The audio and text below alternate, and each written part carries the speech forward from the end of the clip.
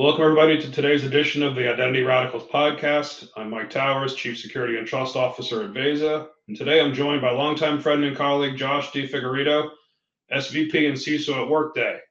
Josh has been leading security at one of the world's most prominent HR and financial software companies for 15 years, securing sensitive data for millions of employees globally. Josh, welcome to Identity Radicals. Thanks so much for joining me. Yeah, thanks, Mike. It's great to be with you. Nice job pronouncing my last name. I was excited to get the invite and looking forward to the conversation. Awesome. And thank you so much for taking the time. Really excited for today's conversation. Yeah, Workday seemingly went from an emerging startup in use here and there to almost a de facto standard. See it on golf shirts and hats and tennis tournaments pretty regularly. So really excited to talk about the progression here for specifically focusing on people and permissions and privacy, and obviously how that relates to security. But I'm wondering, Josh, if you could start by just kicking things off by introducing yourself and your role. Yeah, sure. So as you mentioned, Josh DeFigueiredo, I'm the Chief Information Security Officer at Workday. I've been with Workday, it'll be 15 years in January. Prior to Workday, I was at Yahoo. Before that, I was at KPMG, and I was a software developer out of college. When I joined Workday 15 years ago, there were like four of us. And the conversations that we were having at that time was, is the cloud even safe? That was the conversation. Like, were companies willing to put their data in the cloud? That's obviously changed dramatically. Today, I report to the president of the company, Shannon Chakraborty, and I have global responsibility and accountability for all things cyber at Workday. So if it's not physical security, ultimately, it's my name that is put on the security of that asset. Awesome. That's fascinating. Because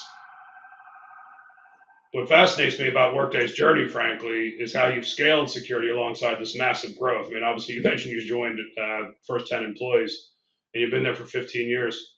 What drew you to Workday initially, and how has the security landscape evolved during your tenure? First, the cyber landscape has shifted dramatically over the last 15 years. As you know, it's shifted dramatically over the last 2 to 3 years. When I left Yahoo, I was looking for an opportunity in which I could have an impact. I actually didn't know anything about Workday. I was interviewing actually at Salesforce. I have a close friend there who was a leader in cybersecurity at the time.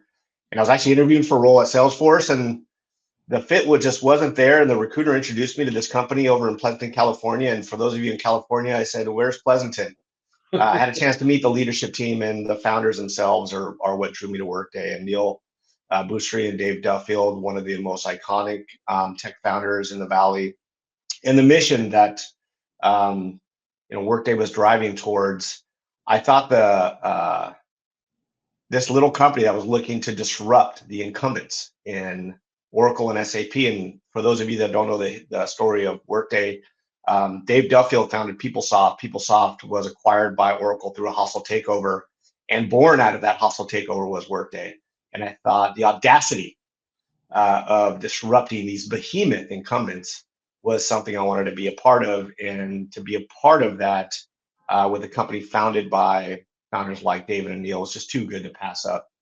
We were actually a little over 400 people when I joined. The security team itself was less than 5. And I was brought in because Workday was moving up market, and we were starting to talk to large companies like the Bank of Americas of the world, and the expectations as it related to how we were protecting their data was such that we needed to build a program that was reflective of that. And so that's the journey that I've been on for the last 15 years. It has been an amazing ride, and we're really proud of what we built. Yeah, I've been a customer at a few companies, obviously been put my trust in the platform to take care of my personal data, and obviously as a CISO, at a few enterprises, obviously, we all know that HR data can be pretty sensitive, and obviously because it hits close to home for most people. And here at Veza, we're constantly seeing how the complexity of identity security has exploded with cloud. You mentioned about whether or not cloud was even going to be feasible back in the beginning of Workday. And with all the cloud we have today, nowadays, it's just exploded from a complexity and variability perspective. Now with Workday, and obviously from your perspective, managing HR data for some of the world's largest organization, how has the cloud transformation impacted your security strategy? Well, as you know, Mike, the security strategy is always very fluid, right? You have to adapt to change and the landscape is continuously changing. The complexity of the environments are continuing to grow, whether it's public cloud, private cloud, human identities, non-human identities, vertical integrations, horizontal integrations. The complexity just continues to grow, and the breadth and the depth of cloud adoption, there's no sign of slowing. Fold in artificial intelligence, machine learning into the mix, the rise of agents. It is a really interesting time in the space of cybersecurity, but it's a really interesting time in the space of identity. And it's pretty exciting to see what Veza is doing. I mean, there's so much disruption happening. I honestly feel like from a security perspective, identity is sort of where cloud was 10, 12 years ago, right? There's so much disruption and innovation happening, and at a pace in which we haven't seen in the identity space in a long time, right? There have been a handful of incumbents that have owned this space for the last 20 years. And what we're seeing today is, whether it's Veza or other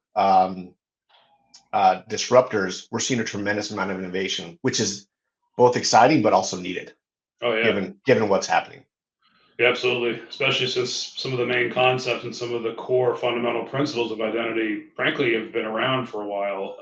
And we've been doing things like Active Directory for a long time. Yeah. Provisioning, deprovisioning. It's something that most of us have been dealing with for quite a while. And it's obviously something I'm very passionate about. I wouldn't be here if otherwise. Identity first security. A lot of the tools were built when identity was a service desk problem, and now it's one of, if not the most prominent risk vectors. I understand that identity is a major focus for Workday this year. What drove that prioritization? And look, Mike, if you're a CISO and identity isn't a major priority, you're either doing something that most CISOs aren't doing, or you're missing the mark, right? I mean, this is the era of identity in the security space, and you're right. Identity was looked at and seen and viewed as an IT help desk topic. Now, when we talk about identity, it's a security topic. That is a shift. That is a paramount shift, and I think it's happened over by the last 5 years. Frankly, I think COVID accelerated some of that, but just the rise of cloud and complexity has also accelerated it. At Workday, as I said, the era of identity for security. This is the era of identity at Workday. I took this role that I'm in 2019. And putting my annual budget and planning and priorities and strategic imperatives together, identity was on the top of the list then. And we put forth a proposal to transform our approach to how we're leveraging identity tools, techniques, capabilities, and operations to transform identity at Workday in 2019, and then the pandemic happened. So we had to pull that back. We didn't feel like that was the appropriate time to completely rip and replace what we were doing. In 2022, we put it forward again, and it is now my number one priority as it relates to increasing our posture and increasing our capabilities to make sure that threat vector is adequately mitigated. But it's not easy. It is extremely complex, especially for a company like, we're not a young company anymore. It'll be 20 years next year. So like most companies that have been around for a while, there's a lot to do. There's a lot to do. Yeah, and it's funny because, as we've spoken about in the past, I spent a lot of my time mentoring, young, early CISOs, first-time CISOs, early in their career, maybe folks that are senior leaders in security want to be CISOs. And to your point about how important identity is from an overall security perspective and how it needs to be a priority for everybody, I find it still pretty surprising. And look, I know organizational dynamics are very, very culturally specific. Organizational politics differ from company to company. But I still find it pretty surprising that there are CISOs out there that don't, quote unquote, own identity. I mean, I can't imagine how you can do the job of a CISO and not have identity as part of your remit. And I still see that far more areas than I would have thought. And I also think the other thing that's interesting is You know, you know this better than anybody. I mean, especially from Workday perspective as a customer, you know, there's so many pieces of identity. Of course, as we just discussed, it's important from a security perspective. But when you do identity and how well you do identity, it's also a big user experience impact. I mean, you never get a second chance to make a first impression. And if you're not onboarding people properly, you're not giving them the access they need, it's hard to dig out of that. So that's one of the things that I know that in my experience working with Workday as a customer, you know, having the changes in HR trigger the appropriate access and all that is something that's top of mind for a lot of organizations as well. So there's a lot of dynamics here. One challenge that I consistently hear from fellow CISOs is the concept, and again, you and I have been doing this for a while. We know this concept's been around for a while, but how many people have actually achieved it is least privilege at scale. How do you approach least privilege at Workday scale? Candidly, it's still a process. We're 2 years into a 5-year journey is how I'd explain our identity journey. You know, I mean, to apply least privilege, you need to understand the privileges that people have and the privileges that people need. And those two questions sound pretty straightforward. What permissions does Mike have, and what permissions does Mike need? It is extremely complex and difficult to understand that at scale and at complexity, right? If you think about a company in tech like us, we have your traditional corporate IT environment, we have our production, software engineering, application development, we have public cloud, private cloud.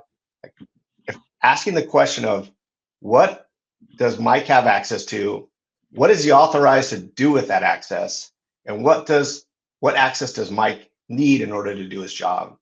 Extremely complex. We're looking to companies like Veza, frankly, to help us answer that question and give us visibility so that we can help make the decisions necessary to enable Mike to do the job that he needs to do. But it is not easy. And if there's a silver bullet, I'll buy it. Yeah, frankly. Yeah, there's going to be a lot of different attempts, and I think fits and starts here because you're right. It is a challenging area. And to your point, you know, at least obviously from a Veza perspective, we're doing our best to apply a completely different approach to it and look at it as a data problem first, recognizing and understanding how the fabric fits together and how complex and how downstream linkages across all these platforms is really, really important. Um, let's talk a little about, I mean, obviously Workday, I know more recently you guys are now doing financial stuff, but for a while, obviously you built your brand on the HR side. And of course, HR data carries with it a privacy responsibility. And as somebody who's been doing the CISO role like you and I have been for a while, I'm curious your perspective. Security and privacy are often used interchangeably, but the disciplines may be the same and the controls may be similar, but there are some differences as well. How do you like differentiate security and privacy in your mind? Yeah, I mean, one is legal and regulatory, obviously, Yeah. right? Privacy is a construct that has legal and regulatory implications and requirements. But there is overlap, right, between security and privacy. Security enables privacy. Um, Privacy is, in my personal view, a reflection of the controls and the protections that you put in place to enable privacy compliance. There's obviously overlap. We work really closely with our privacy legal team, with our chief privacy officer. In fact, our chief privacy officer is the person that hired me at Workday 15 years ago. I have a close affinity to that function. But you're right. I mean, in the world of HCM, in the world of HR, in the world of PII, managing and traversing the laws and regulations for complying with data privacy, both domestically, internationally, abroad, is really complex. So you have to have a flexible framework from a product perspective. You have to have a flexible framework that enables your customers to comply with the laws and regulations that apply to them, because not all laws and regulations apply to everybody from a controller or processor perspective. But my strong feeling is security enables privacy. They're not at odds with one another. What's your view, Mike? Well, I think you said it, and I'm going to build on that. Flexibility is so important here. And I agree with you completely. You know, good security obviously helps you maintain and assure privacy. And there's obviously a lot of elements of privacy that are more about transparency as well. sharing what you're doing with the data. It's more of a discipline, only capturing data when there's appropriate intent. So a lot of it's around transparency as well. But I do think, to your point, flexibility is so important. By the time we're done recording this episode, there'll probably be 2 more privacy regulations passed somewhere. And we probably won't be compliant with them. Yeah. Having the flexibility to adjust is so important here. Let's look ahead a little bit. What excites you, or maybe even concerns you most about the future of identity security, particularly in the context of HR systems and some of the sensitive data that you guys are managing? I think a couple of things. From a Workday perspective, we are often viewed as a source of truth, right? The data model that we have in place, and we are managing the personal information of employees for some of the largest companies in the world. And so being seen as that source of truth and leveraging Workday as that source of truth to enable identity as a component of security, I think is exciting. But what really excites me, there's a couple of things. One is, as I mentioned earlier, the amount of innovation that's happening in this space is really exciting. The fact that we are no longer talking about identity as an IT help desk topic, and we are talking about it as a cornerstone of cybersecurity, is where we should be. And that's really exciting. The focus on not just human identity, but non-human identity is also really important. And then the last thing, and we'll see if this comes to fruition, is the impact that artificial intelligence and machine learning can have on enabling identity at scale in an automated fashion, in a near real-time fashion, especially as we think about privileged access management and near real-time authorization. I think that's exciting as well. What doesn't excite me is the amount of complexity that's in place is only going to continue to grow. And there's a lot of fragmentation in the space.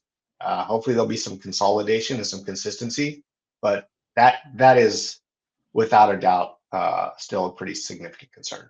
And a lot of us still have a lot of technical debt, right? Large companies, they've been around forever, still have active directories, right? Some companies have, half a dozen identity systems in place that they consider a core system of record. So there's a lot to do, and there's not a lot of time to do it in, because the threat landscape continues to focus on the space of identity. Because as you've said, and I've said, and every CISO on the planet has said, hackers aren't hacking and they're logging in, and it starts right there. Yeah, you hit on it. It's just so amazing. Everything you said from the future perspective, when it comes with AI, when it comes to, a couple of things that I know that I think about in this space, in addition to everything you said, which I completely agree with, is most businesses, obviously you and I are now in the tech sector. So as businesses, we have to be technologically savvy. We have to use data and digital to advance our businesses. But for many industries and many of these largest companies, not too long ago, IT was quote unquote overhead.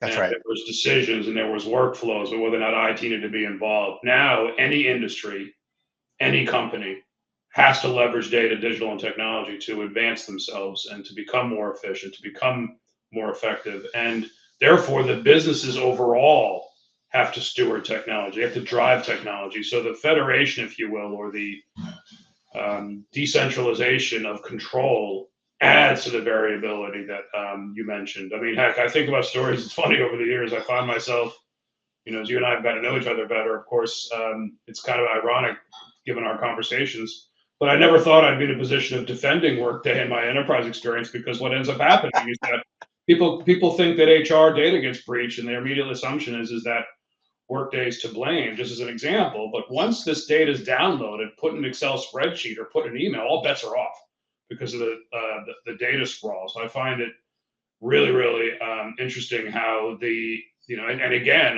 for a lot of companies, HR may own Workday, commercial may own sales, sure. R&D may own the Snowflake or Databricks platform. So you're definitely federating a lot of the control expectations over it. So the data model, the data fabric, the intelligence and the analytics and the visibility become more and more important. You're federating, but you're also fragmenting, and just visibility into what's connected to what, and what data is moving between those things that are connected. I mean, I know customers of Workday that have over 300 integrations directly into Workday. Yeah. Like managing that Oh yeah. from a secure configuration, from data transmission. I mean, it's fairly daunting when you think of it at that scale, but it's also not something you can turn your back on, right? This is the world that we live in, and we Right. have to get our arms around it. Yep. We have to. Yeah. 5 years ago, it was vulnerability management, vulnerability management, vulnerability management. It still is, right? Like that's the other way in. Today, it's identity. Yep. 100% it's identity. Every board meeting I go to these days, it's pretty much all I talk about. Yeah. Well, and the variability in system types and the variability of where your data can go, it just makes it so much more daunting. And that's why permissions and entitlements are just as important, if not more so, than how you log in. And for so many enterprises, I know I experienced this personally, there's so much pressure to do the hot new tech. And many companies are doing that. But then you also have, what I used to talk with my teams about in the large enterprise world is what I call the 18-minute versus the 18-year challenge. We have these systems that we have to build and manage and do new products pretty quickly. But then we also got systems old enough to drive, old enough to vote, and old enough to train.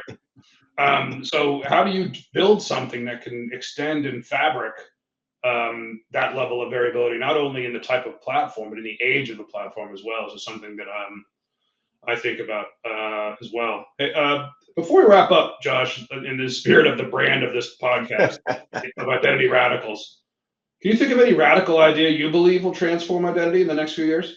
I was going to ask you that question, Mike. I mean, you live and breathe this stuff. I mean, I love the thought of like natural language processing to understand what people have access to and what they can do with that access, and maybe what they have done with that access.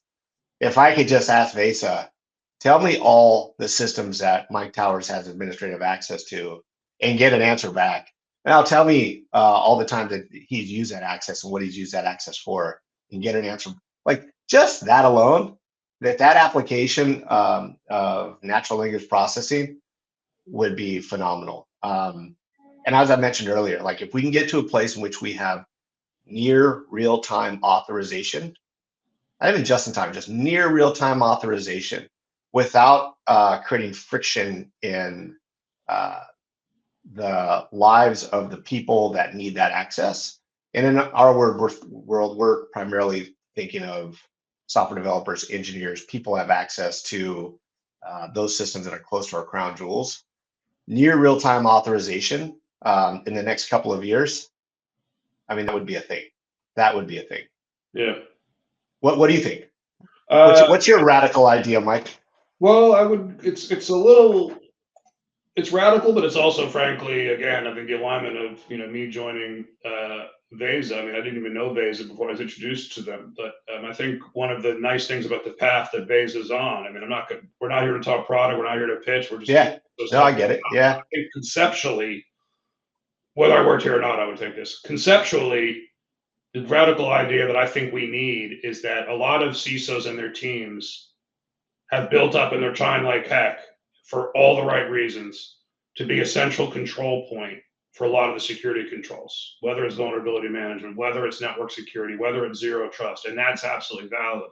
But in the identity space and in the identity security space, because the breadth of technology that's being used across most enterprises is becoming so wide, so deeply embedded in the businesses, and as I said before, so owned by the business, most security teams will not be able to scale to being the central, I'll call it clearinghouse for all identity security anymore. We have to be able to build a way that we can have business leaders manage their access control landscape. Shift identity left. Yeah. And the way that they understand it, the way, back to your natural language thing, human readable language, human understandable language, it can't be deeply technical, but they have to understand. I've seen this a little bit going on with some of the organizations that are trying to educate their business what it means to own data. The same thing is going to happen with what it means for the businesses to understand who has access to it. And I think that's something that we have to build and manage toward. Well, Josh, this has been great. Thank you. And for the audience, thanks so much for joining us for another great conversation. We hope our discussion has provided valuable insights.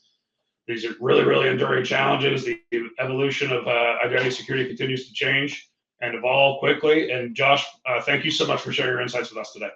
That was a lot of fun. Thanks for inviting me, Mike. See you soon. Thanks, Josh. And that wraps up today's episode of Identity Radicals. Thanks for tuning in. And remember, in the world of identity, radical thinking leads to radical security. To see more Identity Radicals content, please subscribe to the Identity Radicals podcast on YouTube or by scanning the QR code on the screen below. Thanks, everybody.